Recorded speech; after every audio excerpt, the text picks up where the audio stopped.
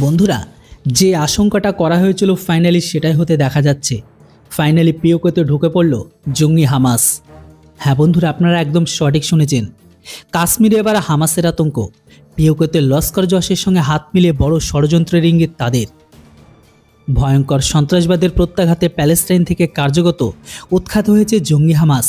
এই জঙ্গি সংগঠনকে অস্ত্র করে এবার ভারতের বিরুদ্ধে নতুন করে ষড়যন্ত্রের নীল নকশা রচনা করেছে পাকিস্তান। এবার তেমনই আভাস মিলল গোয়েন্দা সূত্রে। জানা যাচ্ছে অধিকৃত কাশ্মীরের লস্করি তৈবা জসি মোহাম্মদের সঙ্গে যুক্ত হয়েছে প্যালেস্তানের সন্ত্রাসী সংগঠন হামাস। গোয়েন্দা সূত্রে এটাও জানা গেছে, পাক অধিকৃত কাশ্মীরে প্রতি বছর 5ই ফেব্রুয়ারি একতা দিবস পালন করে পাকিস্তান। সরকার আয়োজিত এই অনুষ্ঠানে মূলত ভারত বিরোধী প্রোপাগান্ডা রচিত হয়, যেখানে হাজির থাকে জঙ্গি সংগঠনের শীর্ষ নেতারা।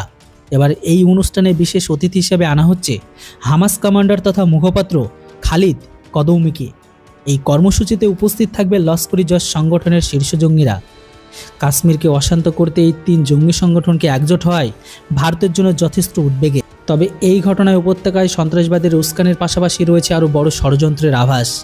গোয়েন্দা সূত্রের খবর অনুসারে পাকিস্তান দীর্ঘদিন ধরে চাইছে জম্মু কাশ্মীরের ইস্যুকে আন্তর্জাতিক মঞ্চে তুলে ধরতে, যদিও সেই মঞ্চে মিথ্যাচার চালিয়ে বিশেষ সুবিধা করতে পারেনি পাকিস্তান। কেউ সাথ দেয়নি এই বিষয়ে। তাই এবার জঙ্গি হামাস কমান্ডারকে অধিকৃত কাশ্মীরে এনে পাকিস্তানে বোঝানোর চেষ্টা করছে প্যালেস্তাইন ও কাশ্মীরের সমস্যা একই। মধ্যপ্রাচ্যে গাজার মতোই কাশ্মীরে মুসলিমদের সঙ্গে অত্যাচার চলছে। কাশ্মীরের ইস্যুতে বিশ্বের মুসলিম দেশগুলির পাশে পেতে বারবার চেষ্টা চালিয়ে গিয়েছে আইএসআই। সৌদি আরব, ইউএই, কাতার, কুয়েতের মতো দেশগুলি রাষ্ট্রসংঘের মঞ্চে কাশ্মীর ইস্যুতে ভারতের পাশে দাঁড়িয়েছে প্রতিবার।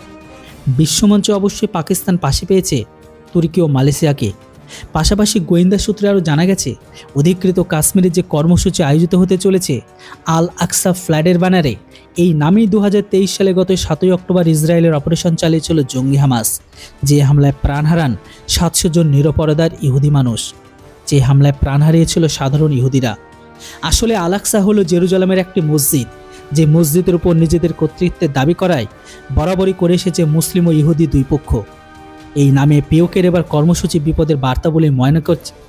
আর ঠিক এইভাবে পিওকের কর্মসূচি বিপদের বার্তা বলে মনে করছে গোয়েন্দারা। কারণ জঙ্গি সংগঠনগুলি এই নামকে হাতিয়ার করে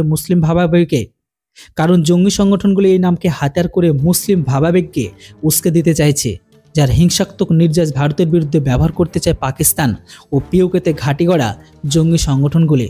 তবে আমার এখানে সন্দেহ আছে, কেননা বর্তমান সময়ে ইসরায়েলের মতো একদমই নয় ভারত। ইসরায়েল সরাসরি অ্যাকশন করে, যেটা বলে সেটাও করে, যেটা বলে না সেটাও করে। জঙ্গি হামাসের কি অবস্থা করেছে সেটা আপনারা দেখেছেন, গোটা বিশ্ব দেখেছে। তবে সন্দেহ আছে ভারত পিওকে নিয়ে কোনো বড় স্টেপ নেবে কিনা। কেননা আমি আগেই বলেছিলাম, সুযোগ ছিল, সময় ছিল, সেই মুহূর্তে ভারত কিন্তু কোনো অ্যাকশন নেয়নি। এবার বন্ধুরা আপনারা বলুন, জঙ্গি হামাস যদি এখানে ইনভলভ করে, তাহলে কি ইসরায়েলের থেকে সরাসরি আদেশ নিয়ে ইসরায়েল আর ভারত একসাথে পাকিস্তানকে হামাসকে ঠোকাই করা উচিত কিনা? আমার মনে হয় আগে ভাগেই ভারতের আক্রমণ করা উচিত। যেটাই হোক, আপনাদের মতামত অবশ্যই কমেন্ট বক্সে লিখে জানান। Thanks for watching. জয় হিন্দ, বন্দে মাতরম।